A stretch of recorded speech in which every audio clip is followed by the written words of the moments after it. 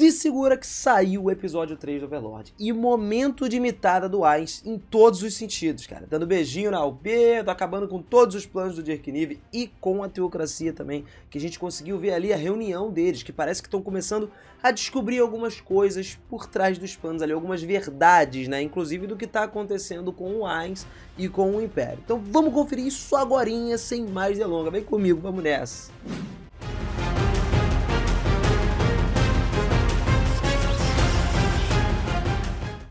Fala, seus otakus, beleza? Eu sou o Minas e sejam muito bem-vindos a mais um vídeo aqui do canal. Galera, a gente tava esperando ansioso para as coisas acontecerem desde o primeiro episódio. E agora dá pra dizer que o nosso caveirão mitou. Curtiu ou não curtiu? Foi bom isso, hein?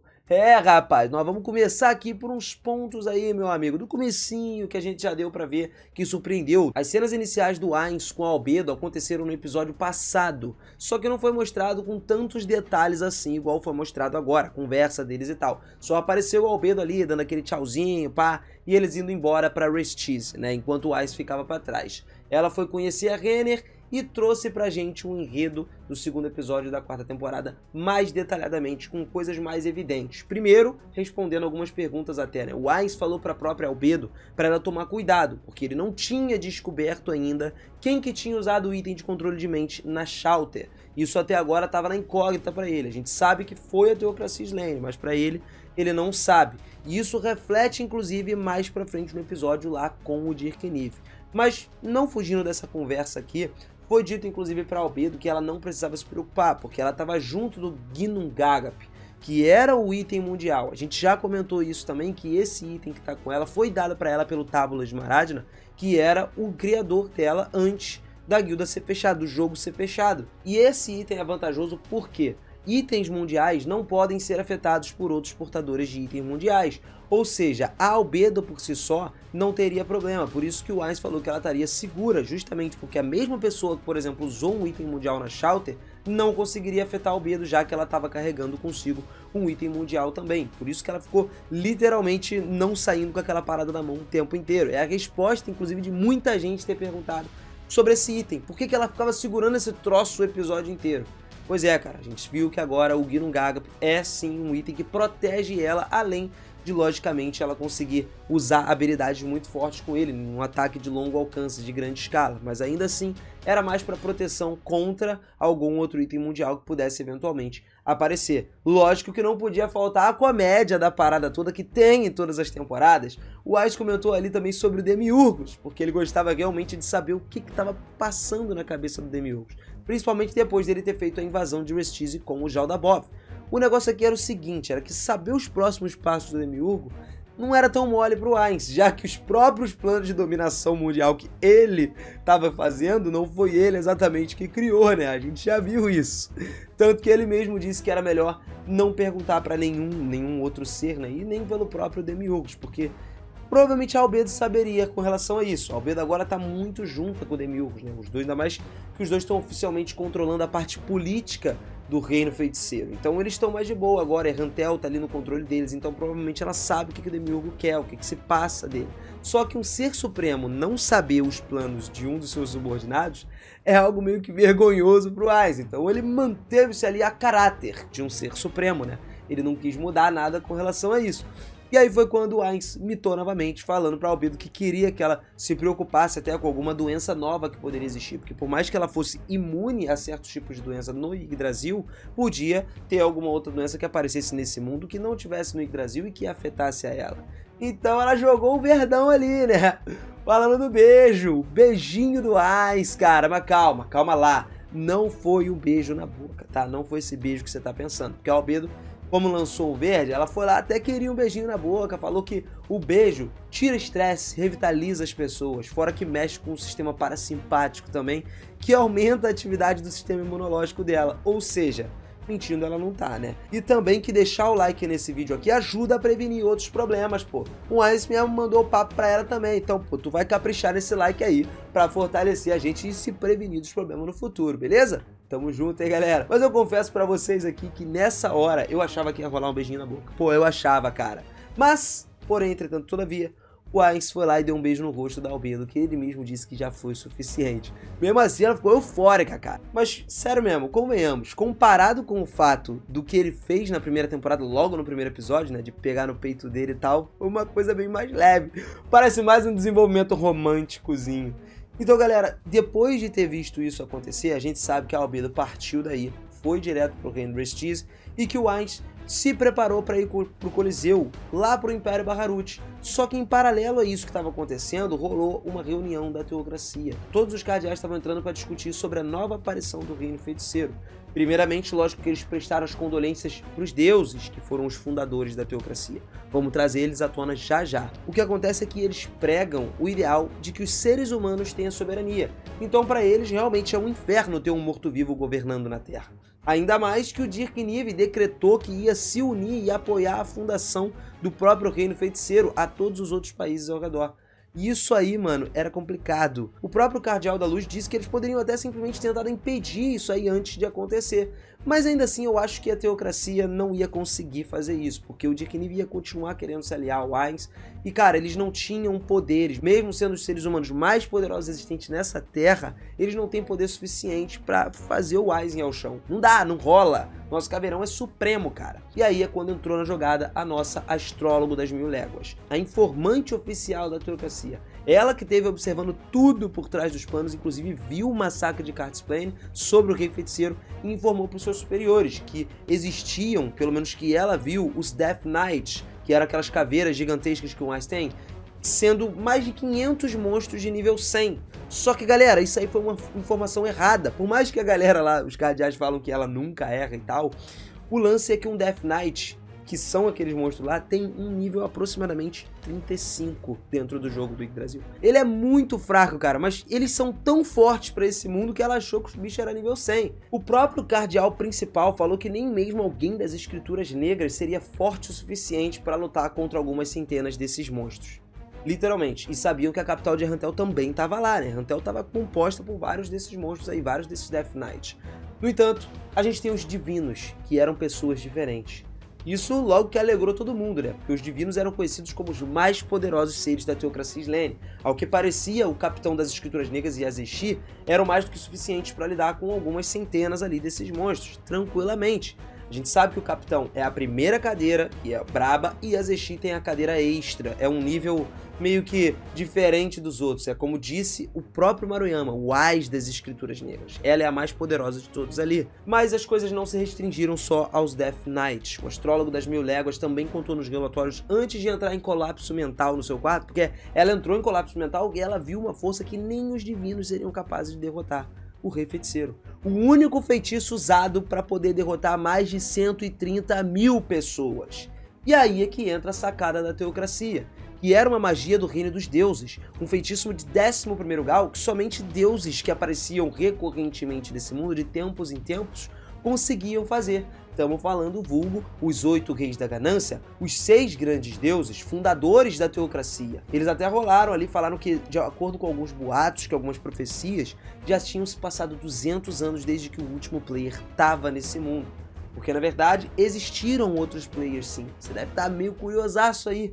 E sim, cara, eles eram tão fortes quanto Ainz, todos praticamente nível 100. Só que eles foram extintos com o passar do tempo, por causa de guerras, porque eles eram inclusive alguns humanos, então não conseguiu sobreviver por mais de 200 anos, obviamente. Apenas alguns mortos-vivos já até conseguiram, mas entrar em guerra e já era, que foi o caso do Surshana, que era um deles. Cara, eles foram os fundadores e idealizadores da própria teocracia. E essa lenda aí trouxe à tona mais uma vez o papo ali, cara. A missão da teocracia nesse momento, então, era justamente pegar o Império Baharut e fazer eles conseguirem conquistar o Reino Feiticeiro. Eles não podiam fugir para outra coisa, até porque o Dirk Nive estava enviando uma carta de apoio para eles. Ele queria encontrar com os cardeais da teocracia, poder bolar um plano para sair por cima, porque ele acreditava que ele ainda podia conseguir derrotar o Rei Feiticeiro a todo custo. E que ainda nessa reunião dos cardeais também foi mais além do que isso. Teve algumas conspirações sobre o Ainz ter se juntado com a Shallter, e eles chamavam de Honiop-Nyoko, né? Eles falavam que era um vampiro Honiop-Nyoko, que conheceram lá e tal, que lutou contra a Escritura Negra, por exemplo, e também o Ainz ter alguma relação direta até mesmo com o Cavaleiro Momon. Bom, de certa forma aí eles estavam indo pelo caminho certo, né? Mas ainda assim pensaram numa possibilidade que fosse mais baixa. Fora que eles também falaram do Jaldabaoth, porque basicamente todos esses monstros apareceram ao mesmo tempo no reino. A gente tem um vampiro muito poderoso, que é a Shallter, logicamente. O Jaldabaoth que apareceu logo depois do Ainz também aparecer. Fora tudo que tá acontecendo e o aventureiro Momon vindo nada. Ninguém conhecia esse aventureiro. Obviamente que todo mundo ali é de Nazarick, e a gente sabe, só que eles não sabem disso. Literalmente estão diante do pior cenário possível para eles, que é o trabalho dos 4 que a gente falou juntos aqui. Por isso até seria melhor evitar conflitos desnecessários por enquanto, para eles tentarem descobrir. Então eles teriam que entrar em acordo, entrar em contato aí com o doido do Dirk Nive, que já estava literalmente nesse momento arrancando os cabelos por causa do Ainz, simplesmente porque, por exemplo, ele perdeu o Fluder. Ele viu que o Fluder traiu ele, e ele frisava isso bastante durante esse episódio. Porque o Fluder viu o nível de poder mágico do Ainz absurdo. E ele sempre foi um cara que quis muito evoluir, sempre quis buscar a imortalidade e aprender muito mais do que ele mesmo já tinha conseguido aprender durante toda a sua vida. E o Ainz, como morto-vivo, tinha essa capacidade, né? Então ele foi pro lado do Ainz para aprender cada vez mais, para tentar se tornar imortal e se tornar muito mais forte. Até porque o Ainz era um mago que superava os níveis do mago do Fluder, e o Fluder era o mais brabo de magia do próprio Império Bahamut, eu acho que do mundo inteiro. Então o Dirk Nive, cara, não tinha como, ele desabafou, jogou tudo, gritava, falava as besteiras, só que o ideal dele era simplesmente derrotar o Ainz ainda assim, porque se a gente for parar pra pensar, até faz sentido. Ele estava mais agindo por medo do que qualquer outra coisa. Porque, convenhamos, cara, o Dirk Nive estava pensando o seguinte: eles viram exatamente o que aconteceu em Cartisplane junto com o Restize, de todo o massacre. Tinha gente ali do próprio guarda real, de fato, que falou para o Dirk Nive tudo o que aconteceu. Então o Dirk Nive tinha medo do Ainz atacar o próprio Império. E se isso acontecesse, ele é uma caveira, mano. Ele simplesmente não vai ter piedade de ninguém, vai chegar lá e vai detonar o Império Bahamut, assim como ele fez com o Restize, como ele fez em Errantel. Só que as coisas não iam acontecer desse jeito aí, né? Porque o Ainz ainda estava, entre aspas, manipulando um pouco do Dirk Nive. Então ele tentou entrar em contato com a Teocracia, porque como a Teocracia já tinha muito mais tempo do que ele nesse mundo, e, foi fundada por jogadores, por seres que eram muito mais fortes, o Dirk Nive imaginou que entrar em contato com eles seria a saída, porque eles poderiam ter alguma arma que veio desses jogadores aí para ajudar a derrotar o Reino Feiticeiro. Não que eles não tenham. Eles até têm, o próprio item mundial que eles têm aí de domínio é uma arma, só que a gente não pode esquecer que o Ainz também possui itens mundiais que meio que impedem ele de ser atingido por um outro item mundial. Então, é aquilo que a gente falou, mano, ele estava agindo principalmente por medo. A melhor escolha, então, depois de ter comunicado com a Teocracia, era ela se apresentar e falar num lugar longe de onde o Ainz poderia estar. O que foi que ele pensou de ir diretamente para o Coliseu e chamar os cardeais como convidados de lá para assistir as lutas que iam rolar lá dentro, porque isso afetaria muito menos o que ia acontecer do que ele simplesmente se encontrar com a Teocracia em qualquer lugar. Já podia brotar alguma coisa na cabeça do Ainz de conspiração contra ele, se o Dirk Nive encontrasse a rodo aí, porque boatos acontecem, cara. Então o que eles fizeram? Foram se encontrar lá e discutir sobre os planos. Só que aí então a batalha principal até então seria uma surpresa pro Dirk Nive. Até que foi revelado o nome do Ainz. Eles chegaram a tentar entrar num acordo, falar um pouco ali. Os cardeais trouxeram algumas perguntas pro Dirk Nive que ele teria que responder. Mas quando foi revelado o Ainz, cara, que era dito Rei Feiticeiro, simplesmente não teve preço a gente olhar pra cara de paisagem do Dirk Nive. Foi algo genial. Obviamente que já era de se esperar que a Teocracia fosse recusar, né, o encontro de fato, fosse recuada ali, porque eles achavam, a partir daí, que o Dirk Nive tinha planejado algo contra eles.